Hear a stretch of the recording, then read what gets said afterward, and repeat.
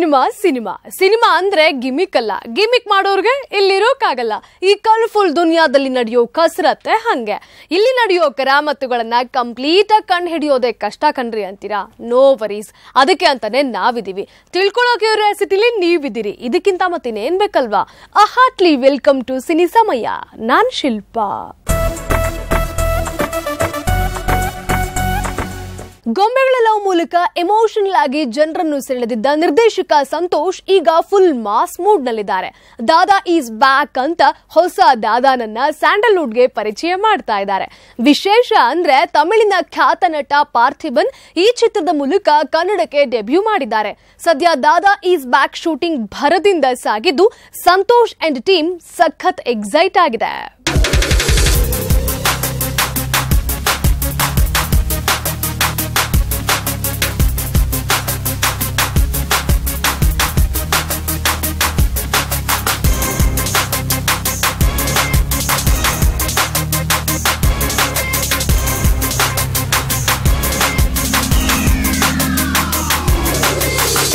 Dada is back. ಗೊಂಬೆಗಳ love ಖ್ಯಾತಿಯ ನಿರ್ದೇಶಕ ಸಂತೋಷ್ ಆಕ್ಷನ್ ಕಟ್ ಹೇಳ್ತಿರೋ ಮಾಸ್ ಸಿನಿಮಾ. ಗೊಂಬೆಗಳ ಲವ್ ಕಣ್ಣೀರ ಕಥೆ ಹೇಳಿದ್ದ ಸಂತೋಷ್ ಈಗ ಗ್ಯಾಂಗ್ ವಾರ್ಗೆ ಸಜ್ಜಾಗಿದ್ದಾರೆ. ಹೌದು, Dada is back romantic action ಚಿತ್ರ. ಈಗಾಗಲೇ 50ರಿಂದ 60% ಶೂಟಿಂಗ್ ಮುಗಿದಿದ್ದು ಸದ್ಯ ಫೈಟ್ ಸೀನ್ ಒಂದರ ಚಿತ್ರೀಕರಣ ಭರದಿಂದ ಸಾಗಿದೆ. ಫಸ್ಟ್ ಸಿನಿಮಾಗೂ ಸೆಕೆಂಡ್ ಸಿನಿಮಾಗೆ ಫಸ್ಟ್ ವೇರಿಯೇಷನ್ ಬರಬೇಕು ಅಂತ ಪ್ಲಾನ್ ಮಾಡ್ಕೊತೀವಿ. ಸೆಕೆಂಡ್ ಸಿನಿಮಾ ಮಾಡಬೇಕಾದ್ರೆ ಒಂದು ಮಾಸ್ ಜನ ಲೋಗಣ ಅಂತ ಒಂದು ಇಷ್ಟ ಆಯಿತು. ಮಾಸ್ ಜನ ಅಂತಷ್ಟೇ ಟೋಟಲಾಗಿ ಬರೀ ಆ್ಯಕ್ಷನ್ನು ಹೊಡೆದಾಟ ಇರಲ್ಲ. ಇಲ್ಲೂ ಲವ್, ಸೆಂಟಿಮೆಂಟು, ಆಮೇಲೆ ಕಾಮಿಡಿ, ಇದೇನೇನು ಇದೆಯೋ ಇದೆಲ್ಲನೂ ಇರುತ್ತೆ. ಇದ್ರ ಜೊತೆಗೆ ಇದನ್ನ ನನ್ನ ಸ್ಟೈಲಲ್ಲಿ ಹೆಂಗೆ ನಾನು ಪ್ರಮೋಟ್ ಮಾಡ್ಬೋದು, ಹೆಂಗೆ ಸ್ಕ್ರೀನ್ ಪ್ಲೇ ಮಾಡ್ಬೋದು, ಹೆಂಗೆ ಕ್ಲೈಮ್ಯಾಕ್ಸ್ ಹೇಳ್ಬೋದು ಅನ್ನೋದನ್ನ ಮಾಡಿದ್ದೀನಿ. ಟೋಟಲಾಗಿ ಈ ಸಿನಿಮಾಲಿ ಬಂದು 5 ಸಾಂಗ್ಸ್ ಇದೆ, 4 ಫೈಟ್ ಇದೆ. ಈ ಫೈಟ್ ಬಂದು ಎಸ್ಪೆಷಲಿ ಏನು ಅಂದರೆ ಒಂದು ಮಾಸ್ ಇದಾಗಿ, ಆಮೇಲೆ ಆ ಪಾರ್ಥಿಬನ್ಸ್ ಅದು ಆ ಬಿಲ್ಡಪ್ಸು, ಆಮೇಲೆ ಪಾರ್ಥಿಬನ್ಸನ್ನು ತೋರಿಸೋ ರೀತಿ ಇದನ್ನೆಲ್ಲ ಪ್ಲ್ಯಾನ್ ಮಾಡ್ತಾಯಿದ್ವಿ. ಇದಕ್ಕಾಗಿ ಜಿಮ್ಮಿ, ಆಮೇಲೆ ಒಂದು ಫ್ಯಾನ್ಸು, ಟೋಟಲ್ ಇಡೀ ಫೈಟಲ್ಲಿ ಆ ಗಾಳಿ ಇಡ್ತಾನೆ ಇರಬೇಕು ಅಂತ ಪ್ಲ್ಯಾನ್ ಎಲ್ಲ ಮಾಡ್ತೀವಿ. ಚಿತ್ರದಲ್ಲಿ ರಾಷ್ಟ್ರ ಪ್ರಶಸ್ತಿ ವಿಜೇತ ನಟ ಪಾರ್ಥಿಬನ್ ದಾದಾ ಪಾತ್ರದಲ್ಲಿ ನಟಿಸ್ತಾ ಇದ್ದಾರೆ. ಹಾಗೆ ಗೊಂಬೆಗಳ ಲವ್ ಖ್ಯಾತಿಯ ಅರುಣ್ ನಾಯಕನಾಗಿ ನಟಿಸಿದ್ದು ಅವರಿಗೆ ಶ್ರಾವ್ಯ ನಾಯಕಿಯಾಗಿದ್ದಾರೆ. ಜೊತೆಗೆ ಶರತ್ ಲೋಹಿತಾಶ್ವ, ರಾಘವ್ ಉದಯ್, ಸ್ಮಾರ್ಟ್ ರಘು ಪ್ರಮುಖ ಪಾತ್ರಗಳಲ್ಲಿ ನಟಿಸಿದ್ದಾರೆ.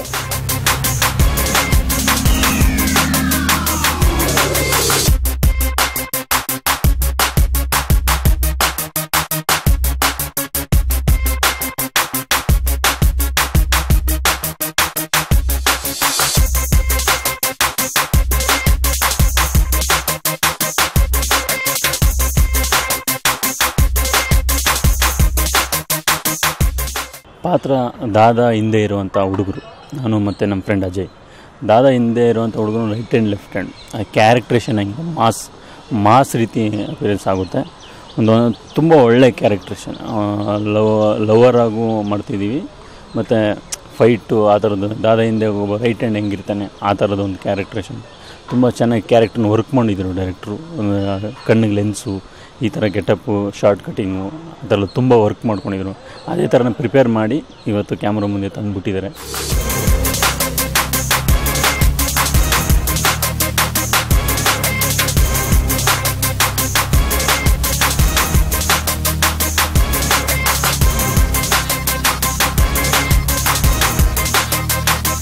ಇನ್ನು ಎಂದಿನಂತೆ ಶರತ್ ಲೋಹಿತಾಶ್ವ ಹಾಗೂ ರಾಘವ್ ಉದಯ್ ನೆಗೆಟಿವ್ ಶೇಡ್ಗಳಲ್ಲಿ ನಟಿಸಿದ್ದಾರೆ.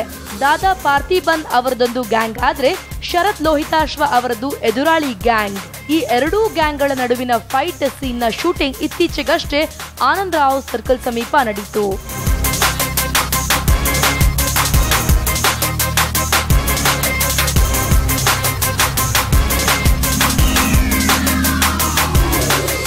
ಇದರಲ್ಲಿ 2 ತಂಡಗಳು ಅಥವಾ 2 ಗುಂಪುಗಳು ಅಂತ ನೀವು ಕರಿಬೋದು. ಒಂದು it will be headed by Parthiban sir. ಇನ್ನೊಂದು ತಂಡನ ನಾನು ಇದು ಮಾಡ್ತೀನಿ, ನಾನು ಅದಕ್ಕೆ ಒಬ್ಬ ಲೀಡರ್ ಅಂತ ತಗೋಬೋದು.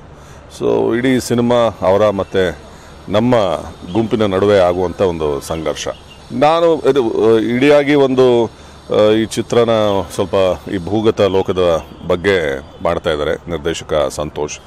ಸೊ ಭೂಗತ ಲೋಕದ ಒಬ್ಬ ವ್ಯಕ್ತಿಯಾಗಿ ನಾನು ಕೂಡ ಒಂದು ಪಾತ್ರ ಮಾಡ್ತಿದ್ದೀನಿ, ಅವರ ಅಪೋನೆಂಟ್ ಆಗಿ. ನಾವು ಡೆಲ್ಲಿ ಇದೆಲ್ಲ ಬೇಕಿಲ್ಲ ಅಣ್ಣ. ಇವತ್ತಲ್ಲ ನಾಳೆ ನಾನು ಸಾಯ್ತೀನಿ. ನಾಳೆ ಬದುಕು ಬಾಳ್ಬೇಕಾಗಿರೋರು ನನ್ನ ಮಕ್ಕಳು. ಅವ್ರು ಬದುಕಿರೋ ಅಷ್ಟು ದಿವಸ ಬಜಾರಲ್ಲಿ ಒಂದು ಒಳ್ಳೆ ಇಮೇಜ್ ಇರಬೇಕು. ಆ ಚೇರ್ ನಮ್ಮ ಮನೆಗೆ ಬರಬೇಕು. ನನ್ನ ಕಡೆ 4 ಜನ ಹುಡುಗರು ರೆಡಿ ಆಗಿದ್ದಾರೆ. ಇವತ್ತು ಅಗ್ರಿಮೆಂಟಲ್ಲಿ ಹೇಳಿಸ್ತೀನಿ, ಇವತ್ತಿಂದ 7 ದಿವಸಕ್ಕೆ ಸರಿಯಾಗಿ ಬೆಳಗ್ಗೆ 11:30 ಗಂಟೆಗೆ ಮುಹೂರ್ತ.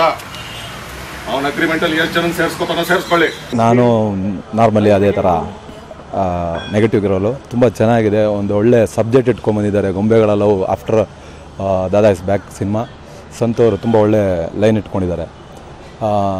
ನನ್ನ ಕ್ಯಾರೆಕ್ಟರ್ ಬಂದು ಇವತ್ತಿನವರೆಗೂ ನೀವೇನು ನೋಡಿದ್ದೀರ ರಾಘವ್ ಉದಯ್ ಕ್ಯಾರೆಕ್ಟ್ರು, ಸೊ ಅದೆಲ್ಲ ಬಿಟ್ಟು ಇನ್ನೊಂದು ಹೊಸ ಒಂದು ಶೇಡ್, ಒಂದು ತುಂಬ ಸ್ಕ್ಯಾರಿ ಲುಕ್ಕು. ಸೊ ಲುಕ್ಸಲ್ಲಿ ತುಂಬ ಆಟ ಆಡಿಸಿದ್ದಾರೆ. ತುಂಬ ಒಳ್ಳೆ ಕ್ಯಾರೆಕ್ಟ್ರು. ಗೊಂಬೆಗಳ ಲವ್ ಯಶಸ್ಸಿನ ನಂತರ ಹಲವು ನಿರ್ಮಾಪಕರು ಬಂದರೂ ಸಂತೋಷ್ ಯಾವ ಪ್ರಾಜೆಕ್ಟ್ ಅನ್ನ ಕೈಗೆತ್ಕೊಂಡಿರ್ಲಿಲ್ವಂತೆ. ದಾದಾ ಇಸ್ ಬ್ಯಾಕ್ ಅನ್ನೇ ಮಾಡಬೇಕು, ಅದರಲ್ಲಿ ದಾದಾ ಪಾತ್ರಕ್ಕೆ ಪಾರ್ಥಿಬನ್ ಅವರನ್ನೇ ಕರೆತರಬೇಕು ಅಂತ ತೀರ್ಮಾನಿಸಿದ್ದ ಸಂತೋಷ್ ಬರೋಬ್ಬರಿ 1.5 ವರ್ಷಗಳ ಕಾಲ ಅವರಿಗಾಗಿ ಕಾದಿದ್ದಾರೆ. ಅಲ್ಲದೆ ಅವರನ್ನ ಕನ್ನಡಕ್ಕೆ ಕರೆತರುವಲ್ಲಿ ಸಕ್ಸಸ್ ಕೂಡ ಆಗಿದ್ದಾರೆ.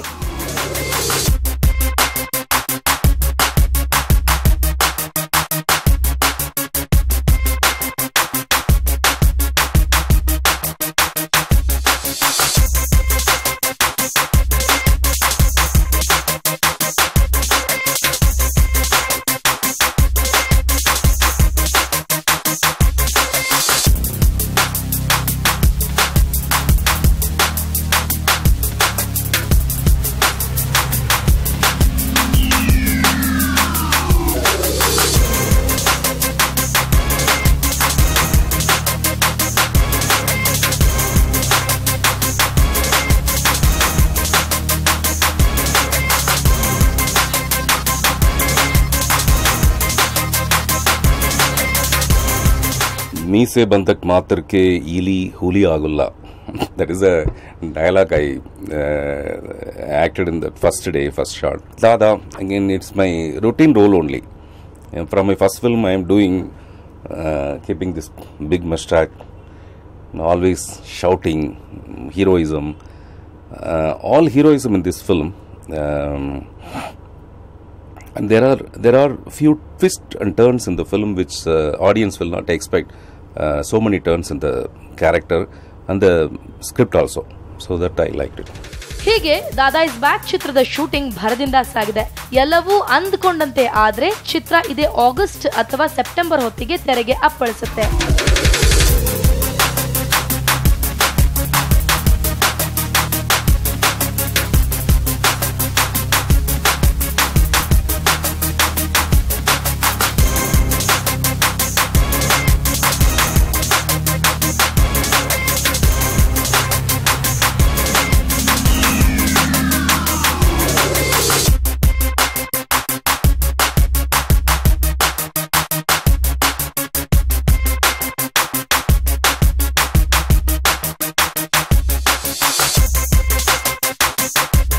ಫಿಲಂ ಬ್ಯೂರೋ, ಸಮಯ ನ್ಯೂಸ್.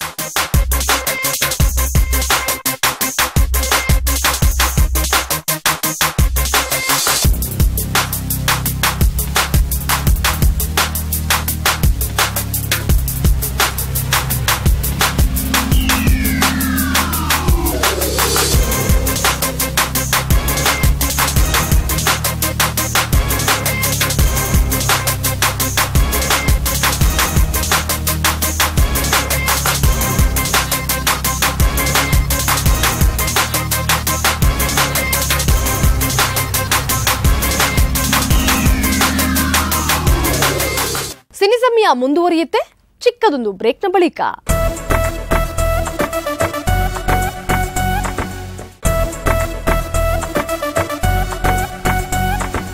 ರಾಷ್ಟ್ರ ಪ್ರಶಸ್ತಿ ವಿಜೇತ ತಮಿಳು ನಟ ಪಾರ್ಥಿಬನ್ ದಾದಾ ಈಸ್ ಬ್ಯಾಕ್ ಚಿತ್ರದಲ್ಲಿ ನಟಿಸೋದ್ರ ಮುಖಾಂತರ ಕನ್ನಡಕ್ಕೆ ಎಂಟ್ರಿ ಕೊಟ್ಟಿದ್ದಾರೆ.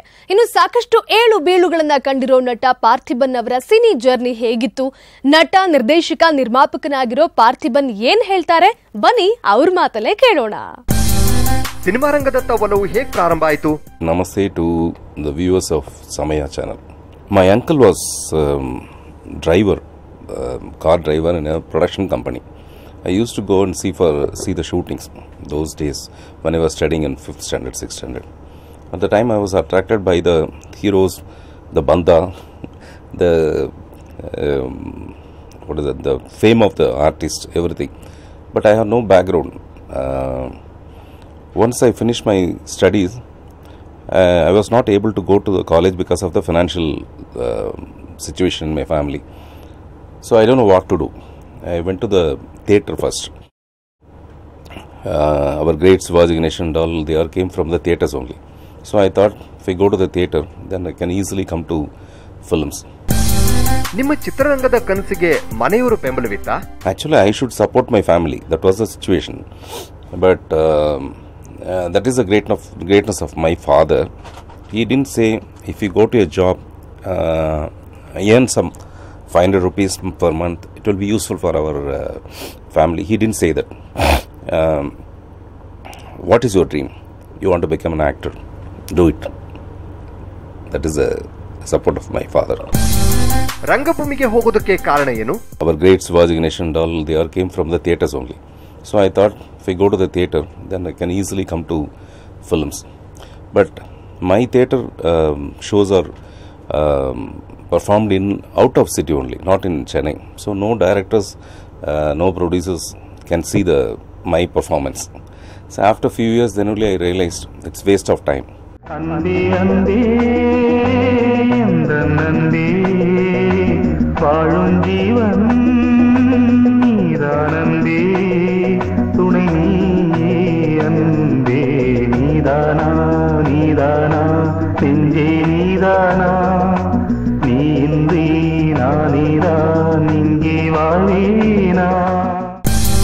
ರಂಗಭೂಮಿಯಿಂದ ಚಿತ್ರರಂಗಕ್ಕೆ ಎಂಟ್ರಿ ಕೊಟ್ಟಿದ್ದು ಹೇಗೆ?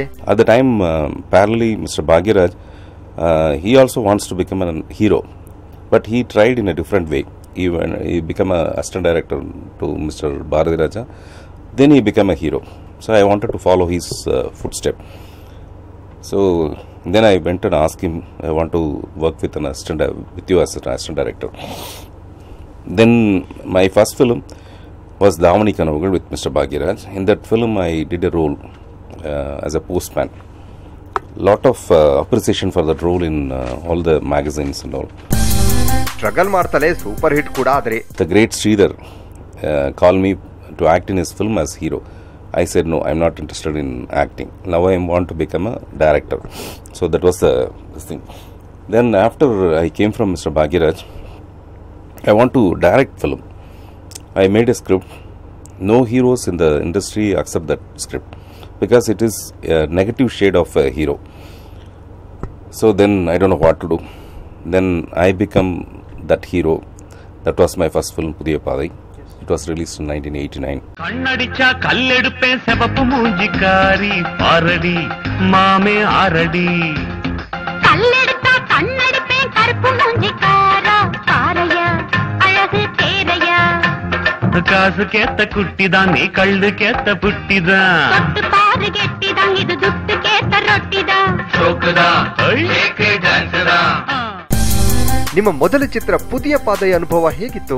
Mr. Bhagiraj, I was able to do both the same time, that is acting and direction, because he used to do that direction and acting, so that I learned the main technique from him only.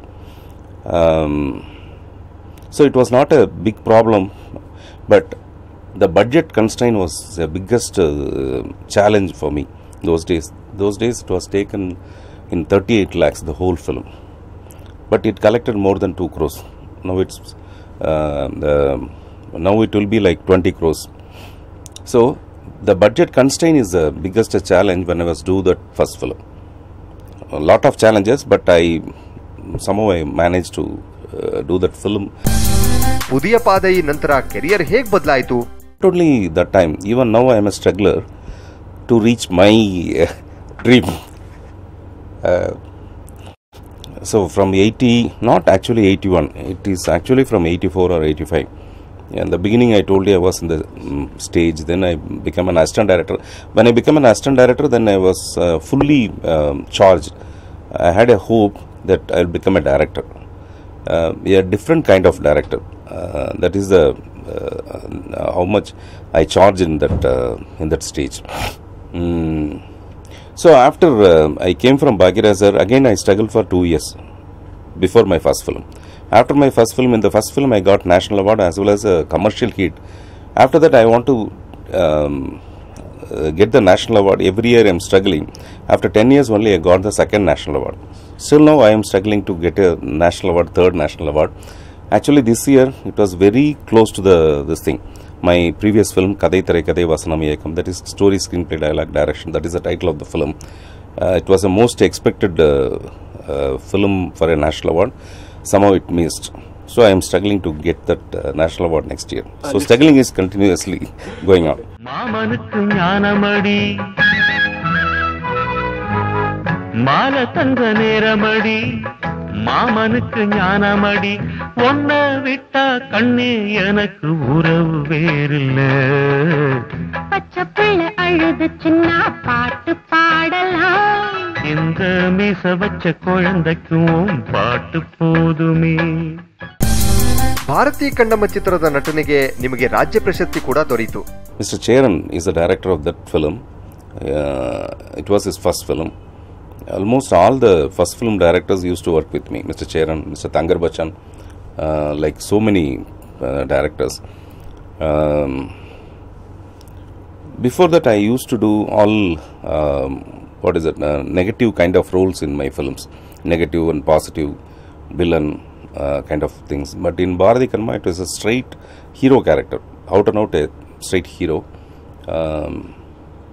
It was a new experience for me. Whenever you work with a new director, definitely it will be a new experience.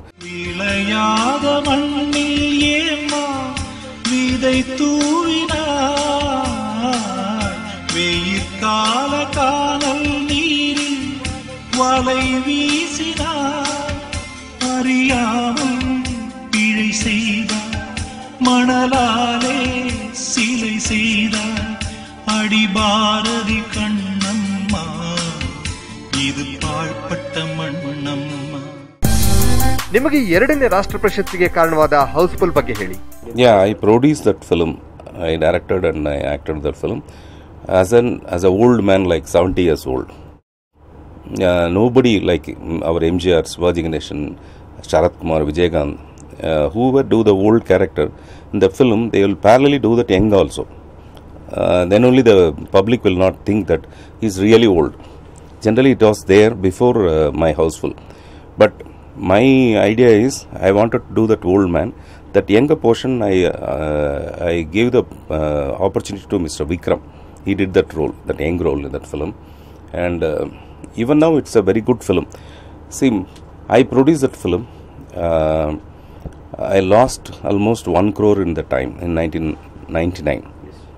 Generally, if I take films in a risky, if I feel it's a somewhat risky in commercial way, then I will produce that film. That is my guts. So the whole credits goes to me only. Aayirathil Oruvan ಚಿತ್ರಕ್ಕಾಗಿ filmfare ಪ್ರಶಸ್ತಿಗೂ ಭಾಜನರಾದ್ರಿ. It will be, that role will be a masterpiece in my lifetime. That I believe that, because it's a role of a king. If a role of a jamindar we can do, because we heard about jamindars, but we don't know what is the body language or attitude of a king. It's totally imagination. I did that role. I got a very good appreciation. The credit goes to Selvaraghavan, because he only created that making of that film is somewhat excellent, equivalent to a Hollywood film. But it didn't ran well that time, because the budget was very high. It didn't collected that much. But any day, till my death, it is going to be a very good role in my life.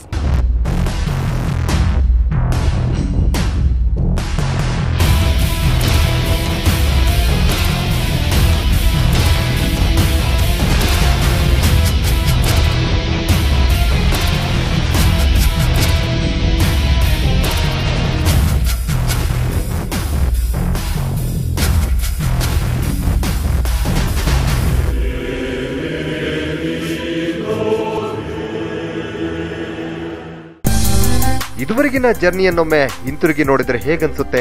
The total life, our life is nothing but journey. It is journey only. There is nothing success. There is failure, something.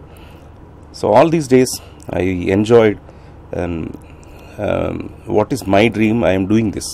Some people know they will be having interest in films, but they'll be doing some other things in US. They will be earning a lot of money, but their ideas, their thoughts will be in cinema. I am not like that. I am doing what I am interested, so I am happy in that way. ನಟನೆ, ನಿರ್ದೇಶನ, ನಿರ್ಮಾಣದಲ್ಲಿ ನಿಮ್ಮ favourite ಏನು? I cannot separate all this. I want to be in cinema. That's all. Whether it is acting or direction or writing. In future, I may write novels. All my thoughts will know, which is not useful for the cinema. I may write novels in future. Okay. Are you planning? I won't get old, or I won't get any time retirement. But if I get retirement, then I will write novels. பொய்யாக போனது இந்த உலகம், தினம் விதவிதமாகத்தானே இங்கு கலகம்.